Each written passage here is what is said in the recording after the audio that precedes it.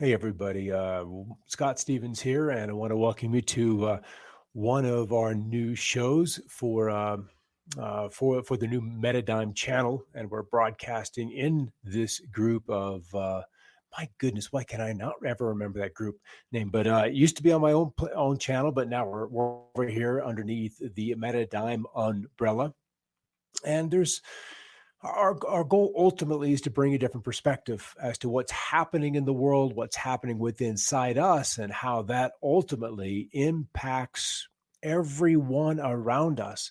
And that is largely done with our perspective, how we choose to view things, what viewpoints we own, what viewpoints may have been given us as children, and we've never been able to understand why we believe that way, why we vote this way, why we do the things the way we do, until we can step back from them and maybe consider a different point of view. Hey, everybody, I see then or now beginning to come on in as this inaugural, this premiere aspect of the show. And it's a little odd not doing them on my channel, but over in another group. And so we'll kind of bring those people over here and begin to have a little bit of a discussion. This is because this is something I believe is honestly it's terribly important how we adopt our views of the world as to what's going on, what makes that so important. Hey there, Robin. So we've kind of renamed the show from Smart Perspectives. This happened just last night, so we get to rework some of the graphics and get all those integrated into the platforms that we have, to another perspective, because ultimately that's what brings us to evolvement, is a different perspective than the one that we say we presently hold. So, yeah, thank you for being here, everyone, and we'll kind of develop this discussion. So, I want to share the screen, pop over here just for a moment, and that's the name of the program, is Another Perspective. But let's start with this: if you get too close to any picture, you'll never be able to see the whole picture. Think about that. If you get too close to any picture, you'll never be able to see the whole picture. And that was kind of a premise that I went through as I began my investigative career, knowing, in media that you get a part of the picture. And honestly, that is absolutely all you're charged to do, is go out there and just get enough information to fill a little bit of a segment of a newscast. Just enough to do the job. You're not necessarily out there to get the truth. You may be out there to get facts. And if you come out there with facts or somebody's perspective, that is enough to build a story around. But if you don't have the context in which to flesh out those facts, then we're ultimately kind of lost. And this is something that when I got into my early 30s and had a bit of a spiritual awakening with a book, James Redfield's The Celestine Prophecy. And having been raised in a Christian, if not Mormon background, you're given a set of facts, a set of information. And who's to say if they're facts, honestly, one way or another? They're just a story that's passed on. And we believe this story to be fact, but is it actual fact? Is it a truthful account of what really happened? And that's something that we all struggle with at one point or another, is what I have been told, are the stories that have been shared with me worthy of believing. And when we're young, we believe them hook, line, and sinker. We take in the whole nugget, we digest it, and we make it our own. And then it becomes a part of who we are. But what if, as we get to 15, 16, 17 years old, we grow up a little bit and we begin to gather our own information, our own data, our own stories about what's going on in the world, and you realize, no, that doesn't have any truth at all. We have friends that tell us a story about another one of our friends, and we believe it, and then that colors our perception of that individual, of that friend, or of that family member. And from that point on, that coloring forever colors how we interact with that person. It makes us mad. It makes us, or we choose to be mad about how we think about that person or that event. And so, in time, that little bit of information, that story, whether it was truthful or not, becomes the guiding light in how we view that event. And so we grow up being fed these stories. all through our toddlerhood to childhood, we go to school and we accept these stories, these facts as being truthful. Now, we can have information that are facts, but that doesn't mean it's necessarily truthful. We had Galileo, who was, you know, literally uh, brought before the papacy, before the Catholic Church, and he knew that he had discovered new facts about how the universe worked, that the earth wasn't in the center, even though that was accepted fact, that everything, because of our egos, revolved around that center. And so, good morning there, Tracy. I know you're up a little bit early coming from that Australian time zone. Glad to have you here. So we accept these facts as being true, and then that completely colors how we view the world. So I'll tell you a little bit about me. And as I began to see the world through a different set of glasses, and I made a commitment to myself as to not throw any information away, that nothing was necessarily unfactual. I just didn't have yet the context to place it in the grand matrix, the grand scheme of it all. So I became a voracious information digester. I would read this book, that news, this event, and try to put it all in a context. So if there was something, say, in 1998 that I came across that I didn't understand, and I thought the guy was a little wacko or loony, and in fact, there's a story of a friend on Facebook who, when I first began in television, tried to tell me about weather modification. This was on my first job in Topeka. And I, because I had this context with through which I viewed weather and the processes of weather and meteorology, that I could not integrate that bit of information that this person was trying to share with me. So it was rejected. 20 years later, there was a place for it because I had expanded the box that I willingly jumped into to view the world through.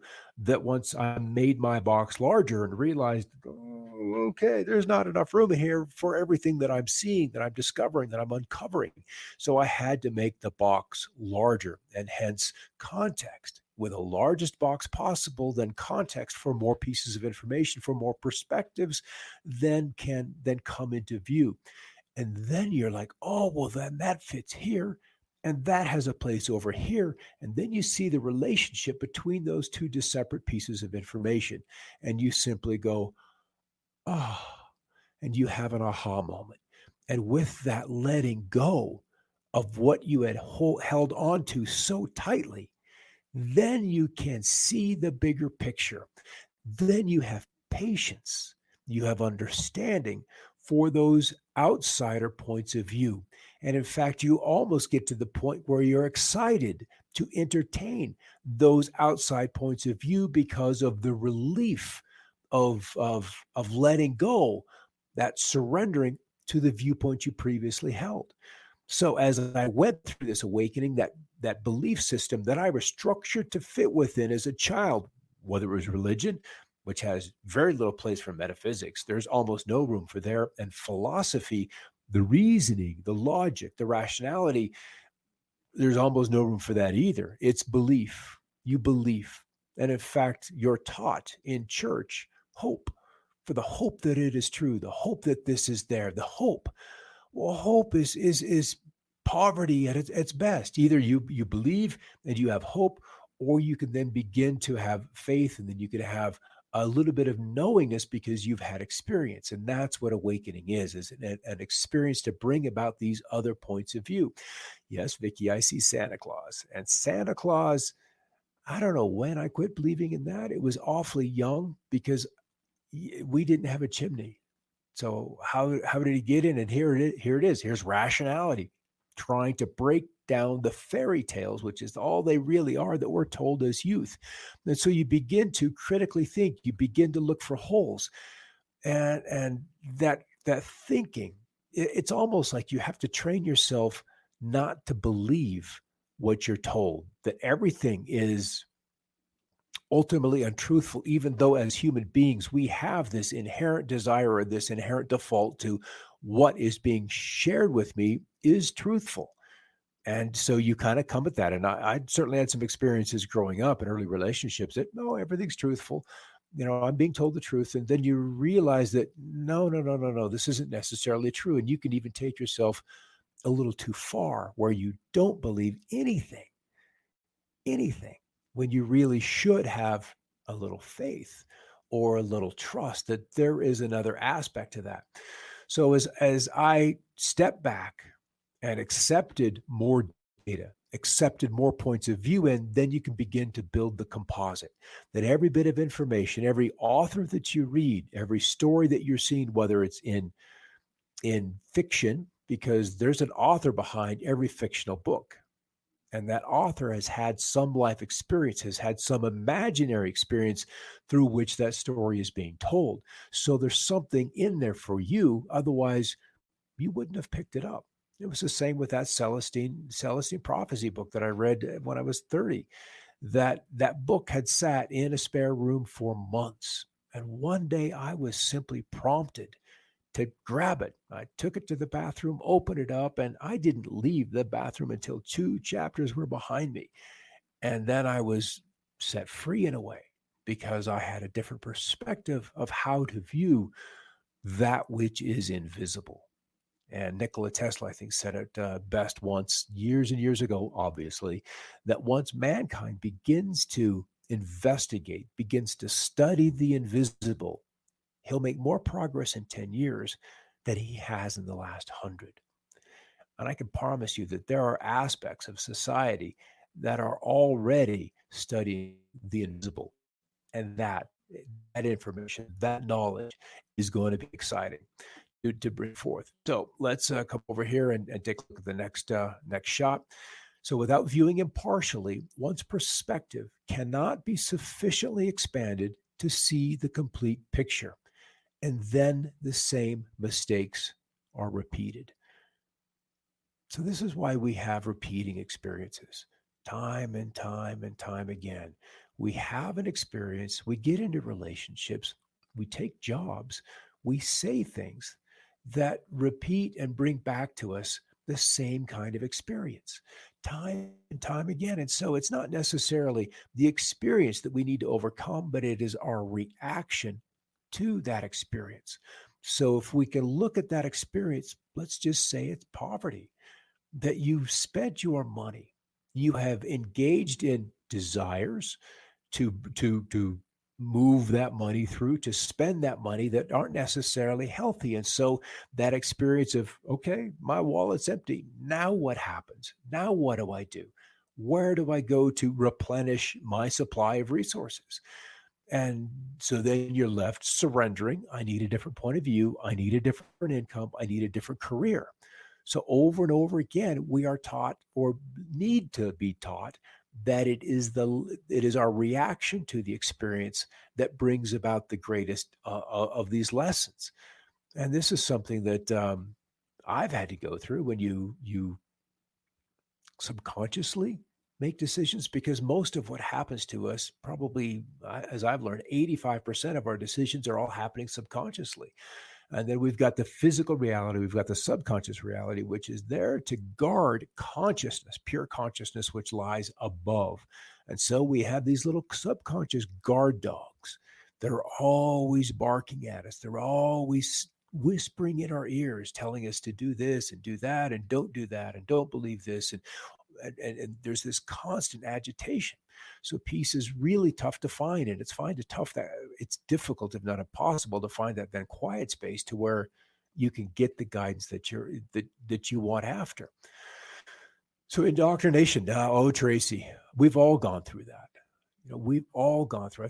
I think by the time we get out of sixth, seventh grade, there's an aspect of indoctrination, and most of us have had some kind of a religious upbringing, and that is so imprinting because that promise of eternal life or being cast somewhere else for the rest of eternity is kind of tough to grasp, because as a kid, the whole concept of eternity isn't even one that is there. And then as you go through an awakening and begin to look for teachings, begin to look for answers to those questions, to those challenges that we had as a kid, bring us to guidance, and you realize, no, the eternity isn't anywhere but right now. The future never gets here, and the past is forever gone. So we're always using that past as raw material to, how should we say this kindly, to get that we've always desired from the future. So we're kind of stuck in this nowness, and we don't know how to use it. We don't know how to use that as power. Yeah, subconscious guard dogs. Oh, don't we have all of those, Karen? We do, and they are so vocal. And we have our favorite ones too.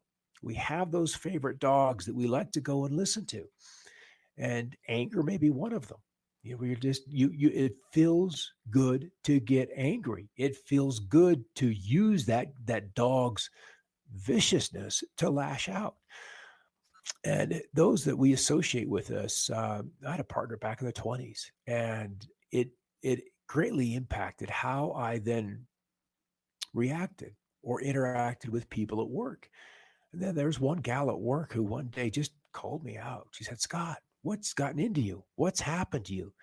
And there is nothing like that shout out. It used to be like your parent calling you by your middle name, your first and middle name, Robert Scott. Then you're like, oh, okay. It brings you back to reality. It kind of shakes you back to well, who you are. It takes you out of that little dog that's whispering in your ears. So we do that. We do those things. All right, next thing. So, how do we view it partially? How can we take, and this is something that Tracy talked about in her show last night, Unlocked. How do we control our thoughts? Where is a safe space? Where is a timeout zone that we can go to, that we can find when these dogs are whispering or barking at us? And when you can learn, if you can even be taught, and that's really kind of a big thing, is can the mind teach the mind? Can the mind train the mind? That is something that really deserves some looking into. Is can you, how do you get the dirt out of a room if there isn't a door to sweep, if there isn't a dustpan to sweep it all into, to then take the dirt out of the room, which would be the mind? So how do we view impartially, and how can we expand that perspective so we can see the complete picture, so we don't remake those mistakes? And that's really part of a surrender and allowing other people's points of view, to let that parent, let that friend sit down and call you out. In AA, it's an intervention. It's nothing but an intervention. And with that kind of intervention, if you can do it without that kind of an emotion attached to it, then you can hear. Because if we're so wound up, it's really tough to hear that loving voice that wants to correct you and bring you about a bit of change in your heart. Sometimes a crisis, I guess if I touch these things, these little comments, maybe that'll show up over there, huh? There it is. Look at that. See, I can learn. We can be taught. Sometimes a crisis like COVID are the dogs barking. It gives us, or to give us, another aspect of a viewpoint that ultimately a different response. Here, here. I agree. I don't think. In fact, I wrote down this little note before we start. Before we started, I didn't get it into the screens. But can we get to the point where we accept the chaos that's here, and realize or understand, come to terms with, surrender to the fact that there is a divine orchestration. And from down here at the very bottom of creation, where all of that energy is so slowed down, is now so dense that it's taken solid form. So here we are, way down here, complaining and wailing and crying and more complaining, all because the dogs are barking about what's going on, when there really is a purpose to it. And if we do slow down, and we're forced to slow down, sometimes there has to be a virus sent. Sometimes we have to have these kind of experiences to slow us down, so that we can have that intervention, and not just from a parent, but also from the divine. All right, one more screen. Oh, maybe, yeah, let's do that, because then we can have that little talk. So we're only now, once we have that expanded perspective, can we see the change, those chains that have been binding our future. Only now can we see the chains that have been binding our future. So that becomes a limited perspective. That if we can't let go, step back, and recognize that all of those others that are around us are having their divine experience as well, that they are enmeshed and buried in their own experiences, their own lessons, that we can, step back, not get triggered by their experience and how they're acting out. Because how would they know any better than to listen to their dogs? And if they don't know that those dogs are there talking to them, they identify with them. They become the anchor. And then they look for on social media, in their families, in their friends, in their neighbors, others who are of a similar resonance. And then they get together. And then you have friends, and then they feed on that negative intimacy. And it just becomes a feast. And it's the same with understanding, with compassion, with goodwill towards your fellow man. Those vibrations, those resonances, then also will find a similar pole, a similar polarity, a similar person to then collect to. And since the rule of like attracts like is in play, then we all begin to collect. And we all would then want to have kind of a similar outcome. All right, off over here. Jane is here, Karen's here, Robin's here, and it looks like we're having a little bit of a chat. But that's kind of what we just want to talk about perspectives. And in time, I want to bring this into what's actually going on in the world, rather than just kind of sitting with the esoteric and with these principles that are at play across all layers of creation. And that's a whole aspect, because how would the mind, or how would we even know what's going on, in the emotional realms or in the mental realms? And since we simply, through our eyes and our ears, don't have access to those places to see what is also playing out up there, since we all have those realms embedded within us, we carry it with us, then that's kind of the great lesson, is to begin to realize that, and find that inner place where we can go and actuate what's happening in there. All right, we'll just let this be like a little shorter to begin with until we get things going on here. I want to thank you all for stopping by, and we'll look at another perspective. We're just going to do this in the beginning, a day, a week, and we'll probably, in fact, I know it'll grow as we move on through. And I had to put on a tie today because where I live, I don't get the opportunity to kind of dress up a little bit. And for years and years, going to TV work and suit and tie, I kind of liked it. It was a lot better than going to church. I just got to say that, because, it was just fun. There was nothing fun about Sundays and dressing up. The best thing about Sundays and dressing up was getting home and getting back into comfy clothes. All right, everybody. Thanks for stopping by. Hey, Stephen Futrell. He's a local from where I am, and just want to say hi. And we'll see you next Wednesday or tomorrow morning as Vicky begins to work on a project that we're kind of doing together, called, I don't know, am I allowed to say this, Vicky? I know you're in there. You can shout and say yes or no. We're working on a project that is going to have some legs. Let's just say that it'll have some legs, because with what we're going through, there needs to be a little bit of a guideline. It's like when the government's realized finally that we had this issue with COVID and with the virus. And if you're paying attention to what was happening in China at any point in January, especially early January, you could see that without governments paying attention to this, that this little virus was going to spread. That was very, very clear. And the restrictions on communications out of China weren't yet fine-tuned to the point that they are now. So there's a lot of information leaking out to seeing what was happening.